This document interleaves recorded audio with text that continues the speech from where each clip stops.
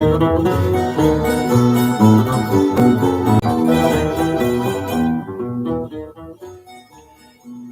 buenas, distinguida teleaudiencia, nuevamente con ustedes en el espacio con los 7 ciudadanos para el programa Cultura Política. Este es nuestro segundo programa del mes de enero y bueno, pedimos disculpas porque la semana pasada estuvimos en la playa y la próxima, el viernes 7, no sacaremos el programa porque estaremos en modo Candelaria y además es la presentación del libro Puno, el nacimiento de una pasión, organizado y auspiciado por la Municipalidad Provincial de Puno.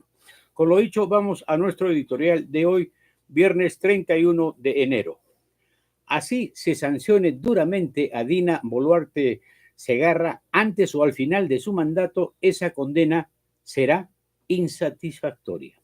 ¿Será justa, oportuna y merecida la sanción que al final de su mandato le espera a la doña Dina Boluarte Segarra, a la sazón presidente del Perú? A todas luces será minúscula. Así se la sancione con 20 años o más de carcelería y al pago de una cuantiosa reparación civil, porque el daño infligido al país ha sido y es de tal envergadura y de tal endiablada dimensión que ha causado devastación, destrucción y bombardeo a la institucionalidad endeble e incipiente que lucía la ya precaria democracia peruana.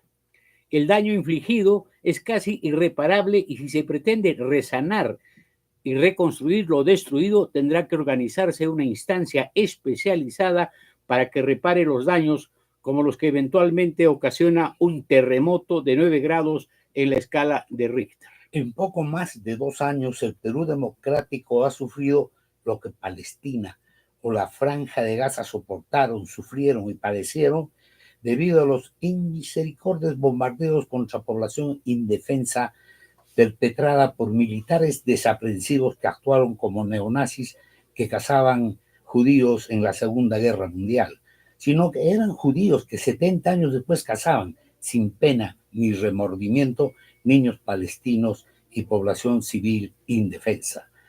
Así, el boluartismo cimarrón cazó y mató institucionalidad democrática sin que la sociedad civil pudiera reaccionar y sancionar. Resultado, tenemos una democracia imperfecta y además cuadripléjica, como dicen, lloviendo sobre mojado.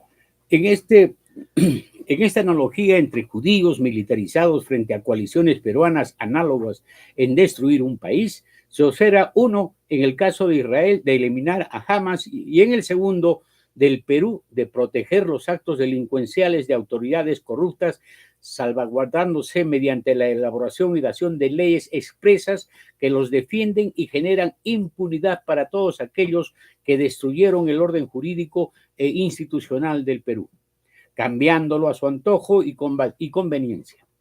Sin tanques ni misiles, el Perú, por obra desgraciada de la cohorte de los actuales gobernantes, desde hace meses bombardeó a diario a la población, minando la institucionalidad y protegiendo a fascinerosos y delincuentes de toda la ida.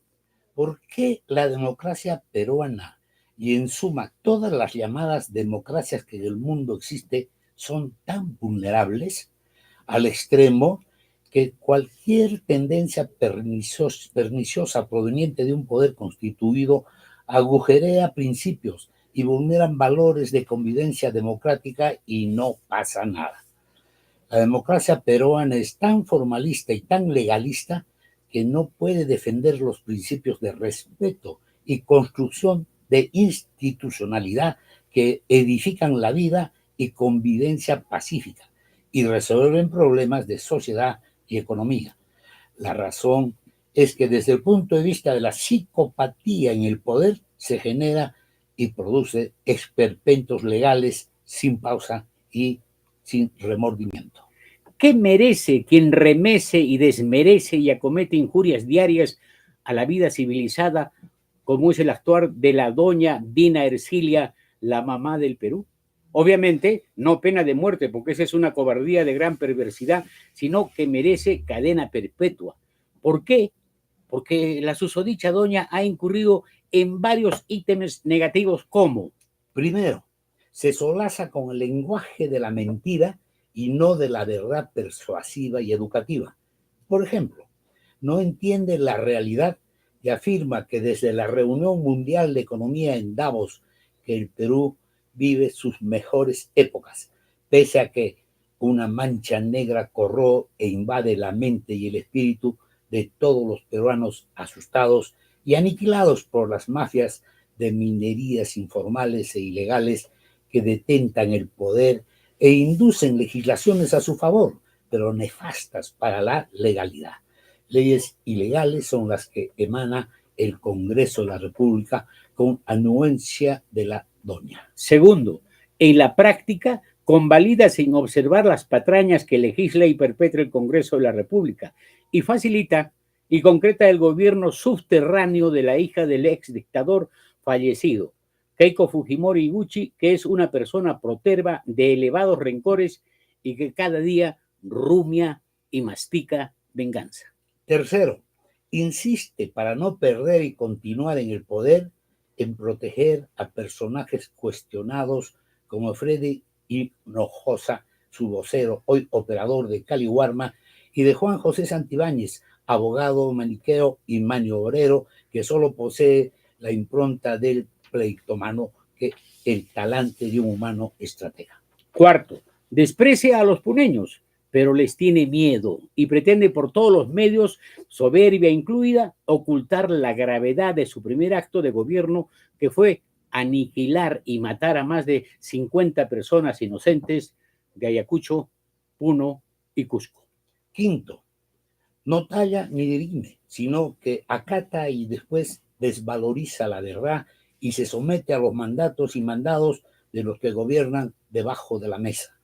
En suma, impide que el Perú sea un todo coherente, equilibrado, justo y armonioso, que se baste a sí mismo y que gravite y adquiera peso en el concierto latinoamericano por la claridad y veracidad de sus leyes. El Perú cada vez adquiere futuro incierto como república. Cada día, con sus intervenciones, la doña altera el termostato político y encrespa a la población. Sexto, no gobierna porque no sabe gobernar. Lo suyo es farándula y pantalla. Nunca tuvo intención de rebajarle el poder abusivo y omnímodo que han adquirido los congresistas en detrimento del Estado al formular leyes pro crimen y patrocinadores de la impunidad. Pronto tendremos delincuentes convictos y confesos a los que no podrá sancionárseles porque las leyes actuales los amparan. ¿Digo leyes? No, los amparan las leguleyadas. Séptimo, haber arrinconado a las poblaciones del Perú, decapitando su sentido de pertenencia a la patria peruana y anulando sentimientos de peruanidad, que es abnegación por hacer patria y vencer adversidades. Yugula pensamientos futuros y de compromiso con la realidad peruana. El Perú es cada vez menos Perú por obra y por las acciones de esta gente nefasta. Por estas razones, toda condena carcelaria y remunerada a la doña Dina Boluarte Segarra será incipiente, incompleta e insuficiente.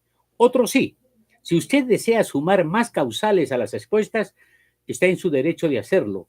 Hágalo, porque imaginar sin tremendismo y analizar con realismo la política favorece la buena salud.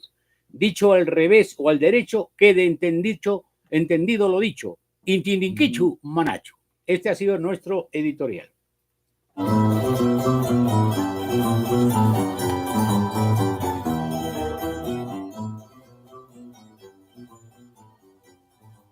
Nos vamos a nuestra estación de historia.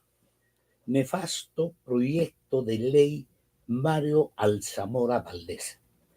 Hace 63 años, en 1962, en la Municipalidad Provincial de Puno, el alcalde accesitario, doctor Carlos Renato Cornejo Rosselló Vizcardo, convocó a la ciudadanía puneña para iniciar un movimiento social de protesta y defensa de la institucionalidad del departamento de Puno ante el proyecto de ley del congresista por la democracia cristiana Mario Alzamora Valdés, que pretendió crear consejos departamentales con funciones, para el caso de Puno, que concentran inversión para el desarrollo de Puno, asignándole la toma de decisiones a la Cámara de Comercio y la producción de Arequipa. El sentir cívico y progresista de Puno rechazó ese proyecto de ley que, de concretarse como iniciativa parlamentaria, sería funesto y adverso para el porvenir de esta rica, extensa, bien poblada y única región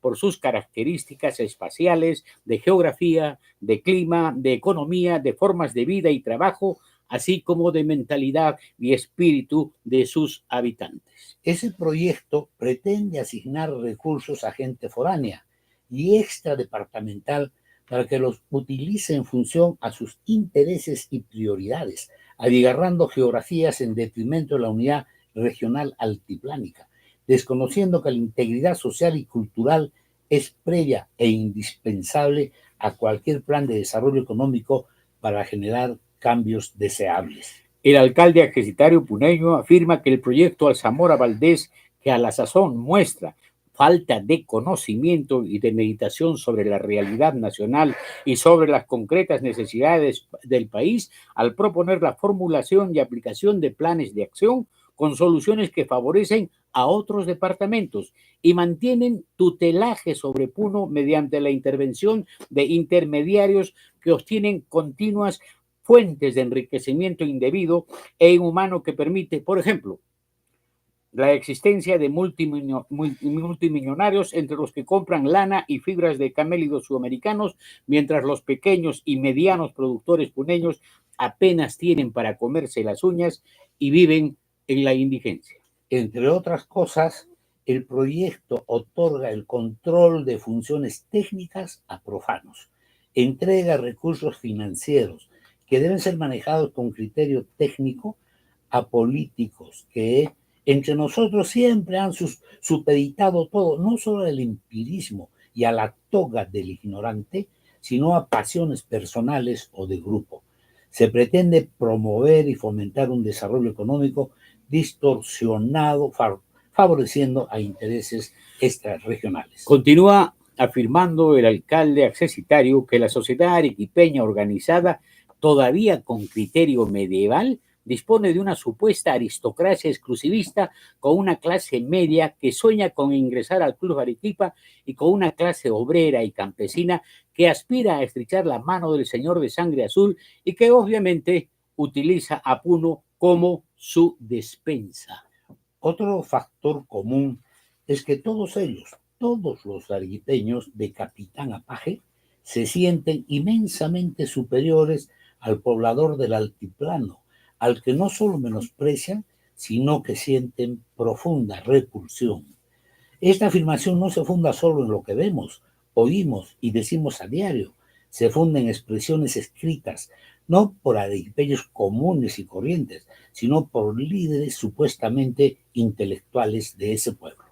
El documento de Carlos Renato Cornejo Rosselló Vizcardo, leído en multitudinario mitin desde los balcones del local de la antigua Municipalidad Provincial de Puno, hace mención a varios artículos publicados en los periódicos de Arequipa en la que la rancia mentalidad estática de los arequipeños poderosos que vivían de los productos y bienes de Puno protestaban por la llamada invasión de puneños a Arequipa y clamaban por la inmediata expulsión de los collas.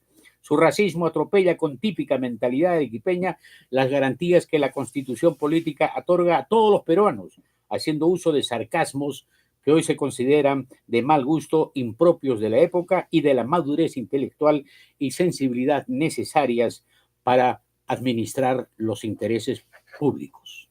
Para quienes sienten desprecio y repulsión por una sociedad absoluta insustancialmente diferente a la que debe conducir, ¿qué meditación le han de merecer los métodos y qué importancia han de tener las necesidades espirituales y materiales, el acervo cultural y el porvenir de nuestra raza? En estas condiciones, afirma en el discurso del alcalde ejercitario, no podemos permitir que la formación espiritual de nuestros hijos, el cuidado integral de su salud, la defensa de nuestro honor, de nuestra vida y nuestra propiedad estén en manos de gente que no solo nos reconoce, sino que desprecia y que actúa sin más sensibilidad que la proporcionada por ambiciones de negocios en Puno e inversión en Arequipa, protegidos por unas robustas pantorrillas. ¿Fue ese mismo Mario Alzamora Valdés o fue la misma oligarquía arequipeña que por medio de un recurso parlamentario pretendió dejar a Puno sin universidad? ¿A quién no le conviene la superación técnica, intelectual, espiritual y el desarrollo consciente de los explotados? No queremos que la Cámara de Comercio y la producción de Arequipa fije los precios de la lana. Queremos que estos sean fijados por la competencia libre de diferentes mercados. El departamento de Puno, por su extensión, por las enormes reservas que posee, por su capacidad de producción, por su población numerosa, por sus fuentes de energía, no necesita integrarse con nadie para desarrollarse.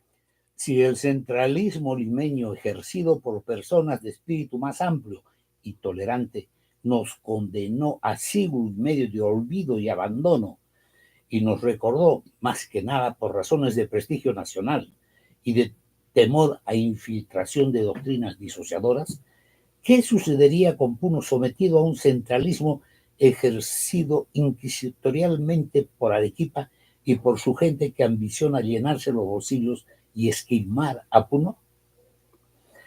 Termina su encendido y racional discurso el doctor Carlos Cornejo Rosselló Pizcarro en la Plaza de Armas de Puno, haciendo la invocación para que esa ley discriminatoria no se aplique ni funcione. Y así sucedió.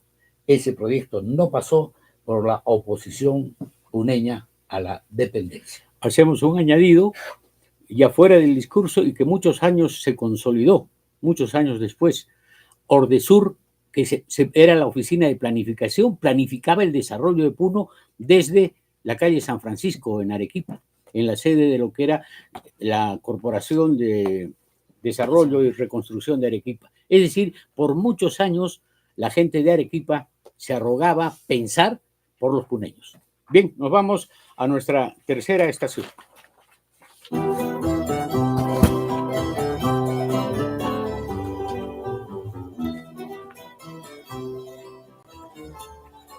Vamos a hablar de un tema bastante controvertido, muy discutido y que casi es familiar entre los grupos de personas, es el del fanatismo sincero.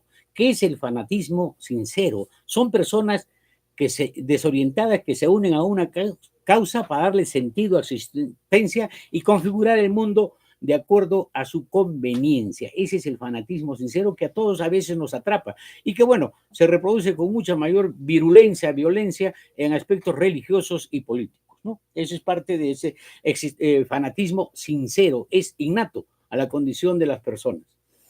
Agarrarse de una idea y continuarla por encima de cualquier circunstancia.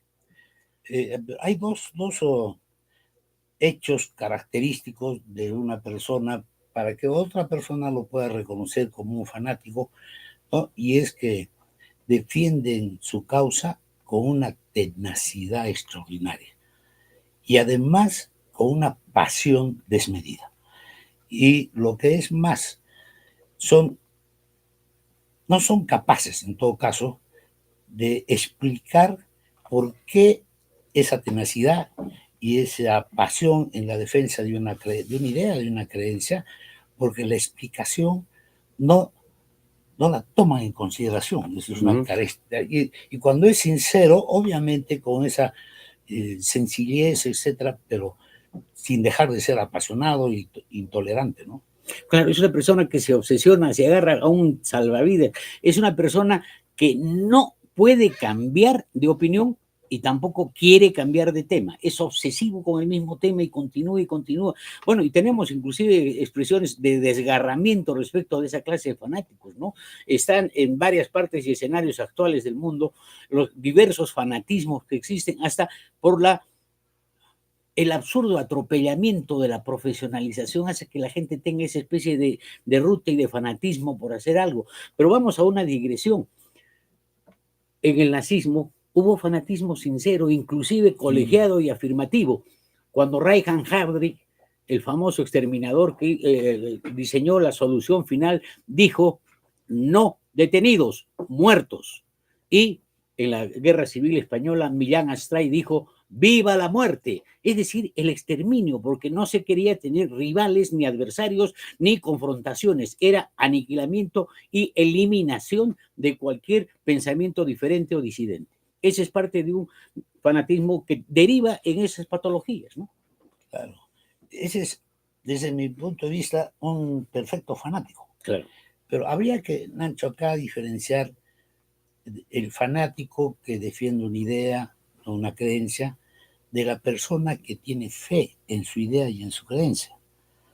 Entonces, quizás una diferencia sutil pero importante está en que el fanático sí permite una explicación, y esa explicación es la que lo fanatiza, no el hecho de su convicción y de su apasionamiento, sino la explicación de esa pasión. Y la convicción que tiene respecto de ese tema, ¿no? La convicción, pero es explicativa. Y eso es, yo no sé si eso será o no sincero, ¿no? En todo caso, las consecuencias de ambos son nefastas. Claro, porque termina siendo cruel el fanatismo, es determinante y es apodíctico, es decir, ¿estás conmigo o estás en mi contra? Y no aceptan intermediaciones, no acepta tolerancia. El fanático impone su idea y es obsesivo con esa idea, ¿no? Ahora, podemos tener casos, como tú has aludido, de un fanatismo sincero que es de una pasión creativa. Por ejemplo, hasta Simón Bolívar tuvo algo de fanatismo al crear las Repúblicas Unidas y esa fue su idea, ¿no? Inclusive para cercenar al Perú respecto de Bolivia. ¿Por qué? Porque la aristocracia limeña quería continuar con monarquía y estaba en contra, los poderosos de Lima, de la independencia del país, ¿no? Entonces, eso era una amenaza al proyecto bolivariano de hace más de 200 años, ¿no? Claro. Siempre me he hecho esta pregunta, ¿no? El fanático o el que sea una fe porque tiene una explicación que también al final lo fanatiza, ¿cuál de estos fanatismos en la historia de la humanidad tiene una consecuencia más desastrosa para nuestra historia? En el Perú también, ¿qué fanáticos hemos tenido en nuestra historia republicana que nos han conducido a esta situación actual, ¿no? De deterioro de lo social, cultural, económico, ¿no? Y ahí me pregunto si la defensa irrestricta, irracional y apasionada que hacen, por ejemplo, del mercado libre, ¿no? ¿Eso es razonable? ¿Por qué? Porque es irracional, porque el mercado libre nunca en la historia de la humanidad ha funcionado solo. No es una ley natural como la ley de la gravedad. Es una ley de la sociedad, pero es ley de la sociedad para que funcione necesita otro poder, y es el poder del Estado. Y el mercado libre como contrapeso, ¿no? nunca ha funcionado sin el Estado. Nunca, jamás en la historia de la humanidad. El Estado. Y por eso los empresarios viven de la mamadera del Estado, ¿no? Ya. Pero la teoría del libre mercado dice, y eso es lo que han hecho en la última década del siglo pasado con nuestro país, han destruido la institucionalidad sólida burocrática del Estado social. ¿Y cómo destruyendo al Estado que les da de alimentar al mercado libre puede ser destruido? Entonces, esa es una contradicción que un fanático no ve, pues, ¿no? Y para mí uno de los grandes fanáticos, y lamentablemente que no le han nacido, no creo que haya sido sincero, simplemente es conveniencia, ha sido el presidente Fujimori, y su hija es una de las fanáticas más claro, y entonces perversas que yo conozco. Ahí subyace una inquietud, ¿no? ¿Cómo en un medio de fanatismo sincero, subterráneo, existente, permanente, que sobrenada casi todas las relaciones sociales, puede construirse personalidad libre? ¿Cómo puede construirse una cultura que tenga la ventana abierta para encontrar las diferentes tendencias, canalizarlas, absorberlas, digerirlas y establecer caminos de retroalimentación, lo que llaman el feedback, etcétera, y poder construir sociedad? El fanático es lineal, es impositivo y no acepta mayores variaciones, mayores tonalidades o matices respecto de un tema, ¿no? Sí, y en lo que estábamos planteando hace un rato, ¿no? Y es qué tipo de fanatismo tiene una consecuencia más desastrosa para la humanidad. Habíamos planteado la del mercado libre ahora, pero en la historia creo yo que más que el aspecto político de toma del poder es las religiones. Las religiones han tenido guerras cruentas, sin explicación alguna, dentro de la Iglesia Católica, que no es obviamente el cristianismo. No sé Pero en si el cristianismo primitivo también ha habido esa convicción de entrar a la hoguera por su fe, ¿no? por su fe, claro. Ahora, eso podría tildarse de fanatismo, de convicción, de fe. Hay cosas bien intrincadas ahí, ¿no? Esa es una fe que tiene una explicación que lo lleva a entrar a la hoguera sin ningún problema, porque la explicación está: voy a estar a la vuelta de la esquina o en un momento al lado de Cristo. Esa es su explicación, entonces por eso no le interesa, y eso los mártires, ¿no? Pero bueno, esa es la explicación, pero eso no deja de que después irse a la hoguera es un fanatismo, ¿no? Pero las guerras más cruentas, más perversas, creo yo que no han estado por el lado de digamos, de la política, de la lucha por el poder, ¿no? Sino de las religiones. Es decir, la guerra cuando, o sea, Lutero, los protestantes, reforma, claro, los con la protestantes, contrarreforma, la católica, claro.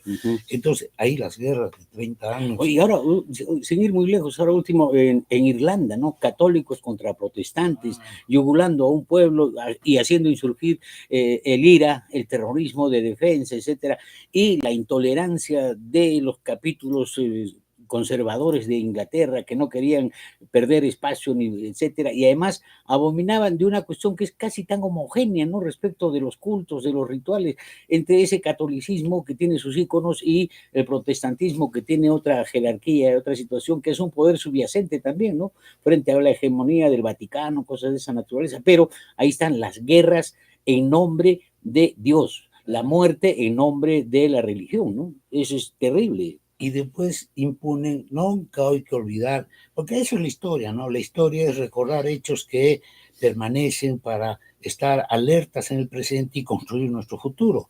La Santa Inquisición para mí no ha pasado de moda. Es una cosa permanente, donde se sanciona al que no cree lo que uno que está en el poder cree que debe considerar y debe obedecer y debe sentirse, pues, satisfecho, además. Claro, ¿y cuánto de componente de heroicidad puede tener un fanático, ¿no? O un fanático sincero, porque ese es el adjetivo complementario. Por ejemplo, los primeros apristas de la época auroral, que lucharon contra la ley de emergencia de Sánchez Cerro y fueron liquidados, después con Odría, y antes con, no con Bustamante, con Óscar R. Benavides. Es decir, murieron, se sacrificaron, se enfrentaron, y también hubo otro fanatismo de las Fuerzas Armadas que impusieron un veto al APRA durante 30 años seguidos y continuados, y bueno, no hubo una apertura. Entonces, esa clase de pasiones encendidas enceguecen e impiden que haya por entrambas partes un entendimiento, ¿no? Un fanatismo de tipo político, de lucha por el poder. Y qué pena constatar en nuestra historia cómo el APRA, que surgió, ¿no? con renovadas fuerzas de cambio, de transformación, al final también se alineó con quienes lo declararon, digamos, fuera de la ley, ¿no? Lo declararon margen de la ley y eran proscritos. Y después se juntaron con la derecha. Entonces, es un fanatismo pues, que transige para poder sobrevivir. La pregunta es a eso, si el fanático es que se vuelve fanático hasta el final, o puede cambiar. Entonces, si cambia para seguir siendo fanático, pero en otra dirección. ¿No? Ahora, entonces, el fanatismo es un lastre, definitivamente, pero ese fanatismo, que de esa especie de pasión, de energía que te agarra interiormente y te da tu convicción y tienes un tema obsesivo, es parte consustancial a la naturaleza humana. Todos tendemos, o bien apasionados o bien fanáticos, y no transigimos, pretendemos imponer nuestras ideas, inclusive armamos nuestro aparato ideológico, etcétera, en función a ciertas situaciones pues que no tienen mucho asidero con la realidad. Este es el caso, por ejemplo, de la hiperideologización de los grupos alzados en armas, ¿no? Que han pretendido, han fracasado, transformar a la sociedad, y como boomerang han recibido una respuesta mucho más dura y mucho más imposible de tolerar. Es el caso, por ejemplo, de Sendero Luminoso, un tema muy espinoso, pero ¿qué cosa ha generado Sendero Luminoso? el recrudecimiento de la represión y de un Estado que ha impedido sindicatos, que ha impedido libre participación de la población. Es decir, estas clases de exacerbaciones son las que liquidan la tolerancia y evitan que haya un campo de amplitud, de intercambio de ideas y de fortaleza, de entendimiento, ¿no? Es que cuando no hay una imagen horizonte común y por lo menos unos ejes que yo llamo coordenadas existenciales para lograr ese horizonte común a todos los ciudadanos de una geografía, de un país, suceden este tipo de cosas, ¿no? Y son adversidades que son incontrastables, que no se pueden juntar. Y eso ha pasado con la historia política última de nuestro tiempo, ¿no? Que obviamente ha dejado una huella de inmensa perversidad por ambos lados, ¿no?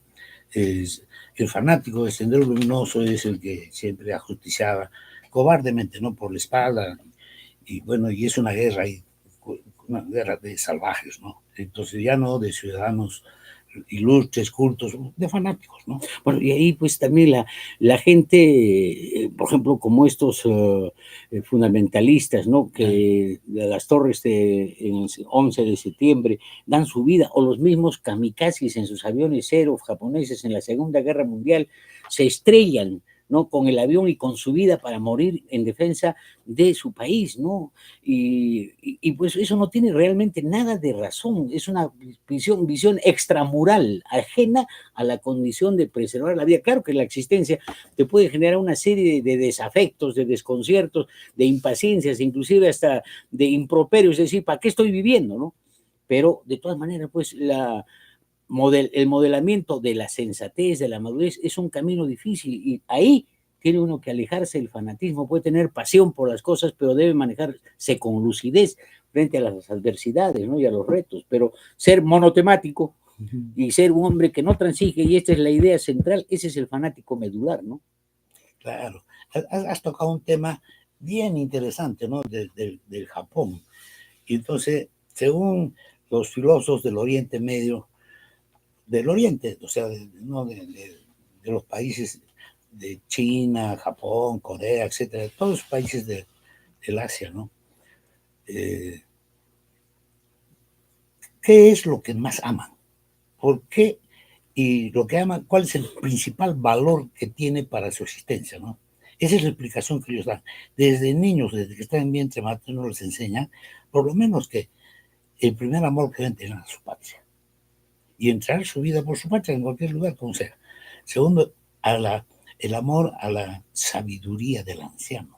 No es como acá que González Prada dijo, jóvenes a la obra, viejos a la tumba, ¿no? Entonces, ese tipo de cosas hacen que en este caso sea más fe en algo que ama y que al final tiene su explicación, pero los convierte en fanáticos, que es lo que los lleva a la Ese es el pensamiento maniqueo, pues, o sea, esto es blanco y esto es negro y no hay matices. Eso es pues el error en el que ha incurrido, por ejemplo, la izquierda, ¿no? La extrema izquierda, los extremistas han querido a rajatabla imponer sus criterios sin poder modelar. Y cuando tú decías, hay que hacer esto, no, eres reformista, eres revisionista, cosas de esa naturaleza, y nunca se ha podido construir patria en un país tan disímil como es el Perú, ¿no? Entonces no ha habido la plasticidad en la doctrina como para poder adaptar propuestas. Entonces, el fanatismo, que casi es inherente a todos nosotros, debe ser parte de una pedagogía para despojarnos de esa manera tan tubular de pensar y de imponer ideas y criterios, ¿no? Eso es parte de nuestro lastre y último fanatismo sincero, es pues la hegemonía del mercado, del emprendurismo. Todo el mundo dice, bueno, si quieres ser algo en la vida, tienes que ser exitoso, ¿no? Y a mí me dijeron el otro día que hiciera algunas aportaciones sobre el talento humano. Y entonces, revisando bibliografía, conociendo todo lo que es ahora, que se llaman los instrumentos de la tecnología moderna, ¿qué cosa significa el talento? Lo contrario al verdadero talento. Tú tienes que tener habilidades para hacer algo productivo en la empresa y para ser efectivamente eficiente a los mandatos del patrón. Ese es el talento. Eso no puede ser. El talento es otra cosa de construcción del espíritu, de la inteligencia, de lo que llaman la paidea. Es decir, ser exitoso, pero para el bien de los demás, no para el bien de uno mismo, ¿no? Eso es parte del tema. Esperamos haberlos saciado y si no, pues ya hay bibliografía, hay conceptos, pero de todas maneras estamos trayendo en punta este tema controvertido, controversial, y probablemente no estén de acuerdo con lo que hemos planteado, pero justamente, como dijo Borges, entenderse es una miseria. Es de parte de ustedes el poder entender y sacar sus propias conclusiones. Nos vamos ahora contentos y felices porque está María Luisa con nosotros nuevamente para la anécdota del programa. Hola amigos. Muy contenta de estar nuevamente con ustedes. Ojalá estén todos muy bien.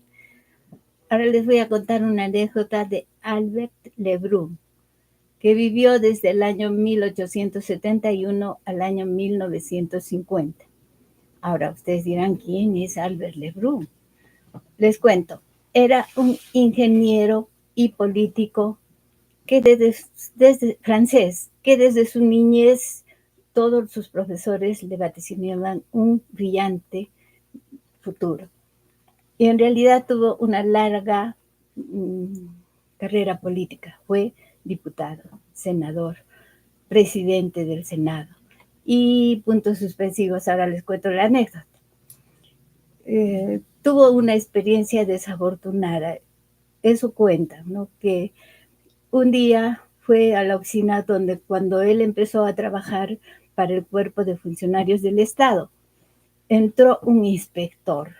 El inspector dice se refirió a uno de los funcionarios y le preguntó, ¿qué hace usted aquí? Entonces el funcionario le dijo, corrijo los errores, señor. Entonces él inmediatamente fue al escritorio inmediato, que era el de Lebrun, y le preguntó, ¿y usted qué hace? Entonces le dijo, yo cometo los errores, señor, para que mi compañero tenga trabajo. Esa respuesta le valió la cesantía. Pero imagínense, tiempo después, ¿qué pasó? Lo eligieron presidente de la República Francesa y presidió la República durante 8 años, de 1932 a 1940, 8 años, ¿no? Y fue el año en que renunció. Bueno, una interesante anécdota es que ya saben, ustedes ya saben, tienen esa coartada.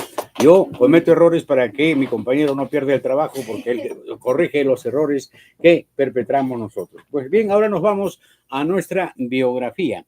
La biografía de esta semana, ¿no es cierto?, sobre temas que de todas maneras son interesantes, constructivos y son también parte de historia. Nosotros estamos en este momento bombardeados por la televisión y la prensa que nos repiten la misma historia, 15 canales, 15 redes o cientos, y lo mismo, y nos machacan, y entonces, pues, como dicen en Juan Rocambor, si con caldo mejora a toda hora, ¿no? Pero en estos casos, con caldo a toda hora, bueno, ya es una indigestión, ¿no? Pues bien. La biografía de hoy es sobre un médico danés, Armand Mahler. Él fue director de la Organización Mundial de la Salud por 3 periodos consecutivos, de 1973 a 1988. Mahler falleció en diciembre de 2016 a la edad de 93 años. Una de sus máximas dice, la salud no es solo una cuestión de los médicos. A pesar del peso específico que tiene la profesión médica, en los procesos de gobierno en los países que marcan el horizonte y la ruta que deben mantener los sistemas de salud, el doctor Mahler, desde la Organización Mundial de la Salud, sostuvo que es intolerable que en un país la gente muera joven, mientras en otro tenga la posibilidad de ver crecer a sus nietos. Que en un sector de la ciudad sean comunes las enfermedades causadas por deficiencia nutricional, mientras en otro la gente se preocupe porque come demasiado. Quizás se logre, dice Mahler, que prevalezca el principio ético de procurar la salud para todos, tal vez el médico del futuro abandone la actitud de sanador con caracteres divinos y ocupe el lugar que le corresponde como trabajador consagrado a la salud, que enseña a sus pacientes a cuidar de sí mismos y que ayuden a crear las condiciones médicas, sociales y ambientales para que la gente no enferme. Solo despojándose de sus vestiduras imperiales y mostrando su interés real por el individuo, podrá la profesión médica contribuir eficazmente a mejorar las condiciones de salud. Bajo su mandato se organizó y desarrolló la conferencia mundial más grande de la historia de las Naciones Unidas hasta la fecha. A ella asistieron delegaciones de gobierno de 163 países y 53 agencias de cooperación internacional, entre ellas obviamente el poderoso Fondo Monetario Internacional y el Banco Mundial. La conferencia fue sobre atención primaria de la salud y se desarrolló en Alma-Ata en septiembre de 1978 en la entonces República Socialista de Kazajistán. En su discurso de inauguración planteó las siguientes interrogantes, cuya vigencia no requiere sustento. Ayer como hoy están presentes, solo que las respuestas en este mundo vigente a los ya casi 47 años de Alma-Ata son desalentadoras. Vale pregunta, ¿están ustedes dispuestos, obviamente a todas las delegaciones, a enfrentarse seriamente con el abismo que separa a los privilegiados de los desposeídos en materia de salud y a adoptar medidas concretas para reducirlo?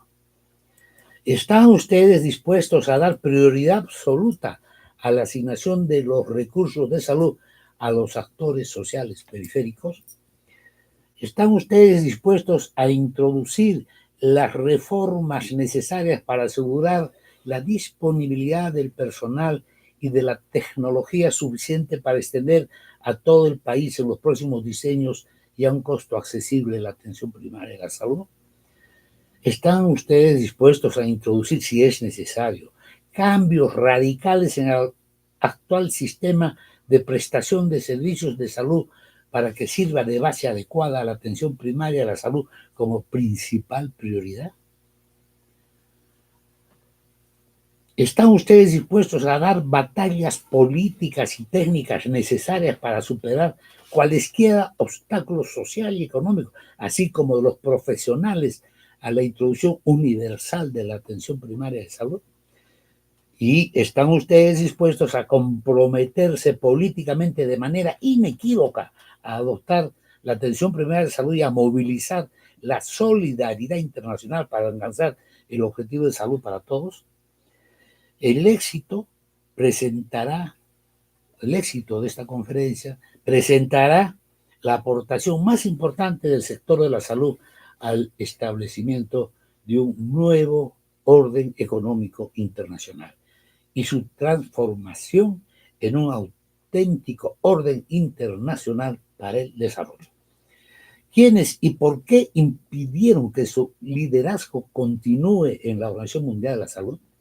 Los países de la cortina de hierro y los orientales y asiáticos comprometieron su voto y lamentablemente la política mundial conducida por entidades como el FMI y el BM, Banco Mundial, con algo parecido al fanatismo sincero, en la virtud imaginaria de la tecnología para lograr el bien común, voltearon la tortilla y el voto fue para el representante del Japón, doctor Nakajima, y su propuesta de renovación tecnológica y digital para los sistemas de salud de esos países. La realidad dice que ello no sirvió, ya que la pandemia COVID demostró en Europa y los países del primer mundo la absoluta insuficiencia de la tecnología digital y de alto toque en cuidados intensivos. La sociedad se protege a pesar de lo absurdo de su sistema de salud. Esta ha sido nuestra biografía y ahora vamos a la parte de la poesía, pero la vamos a desagregar con una especie, una letrilla sugestiva del poeta puneño José Paniagua Núñez, que en el año 1972, cuando era redactor y periodista, además de poeta festivo, colocó al inicio de la confluencia de las avenidas Floral y La Torre una sucinta cuarteta, porque que decía así, pero antes de eso era un muladar maloliente, toda la gente botaba basuras, ahí no estaba asfaltado, era un terral terrible, y puso esta bonita cuarteta, ¿no? Aquí no bote basuras, que deja malos olores, provocando sinsabores y haciendo hablar lisuras. Felizmente la gente le hizo caso y poco a poco se amortiguó y disminuyó la cantidad de acopio de basura que había en esa esquina. Y vamos a otra cuestioncita previa. Hace una semana, la periodista Alejandra Aramayo Gaona, en la exposición que dijo, habló con toda su perorata y dijo, y la suscrita está manifestando eso.